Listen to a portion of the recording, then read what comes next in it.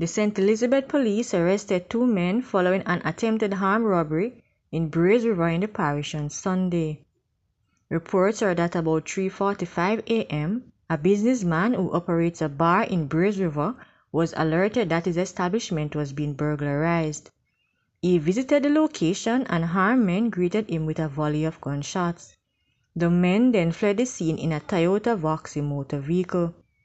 The police were alerted and shortly after intercepted a Toyota Corolla motor car that was reportedly being operated as a pilot motor vehicle in close proximity to where the shooting had occurred.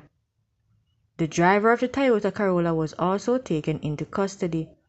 Shortly after, a team of officers intercepted the Toyota Vauxhall in Elim district in the parish.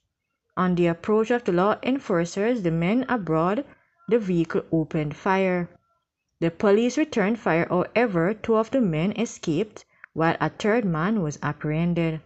In the end, 2 of the perpetrators were arrested and the 2 vehicles have been seized pending further investigations by the police. 2 of the other men who escaped remain at large. Relatives and friends of Marvel Brown, 22, who has not been seen since he left home in Independence City, Portmore on July 15 to assist a round robin in Kingston, are losing hope that he is still alive. The only contact they have had came from 2 ransom demand phone calls. Brown has been described by residents as a good, cheerful youth who has never been involved in any wrongdoing and was always willing to help out with community projects. Desiree Wright, whose event Brown was assisting, said he was happy when he came to the party. He reached about 10:30 p.m. He was in the bar with me, helping me out until the crowd died down. And he said to me that he was going to sit in the car that was parked on the road near the gate, disclosed Wright.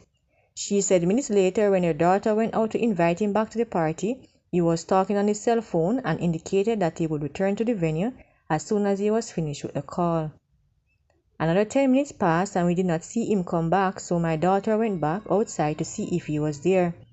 And it was at that time we realized that the car was gone. My daughter texted him right away to find out where he was. But there was no reply, and that was the last time we see him or hear from him.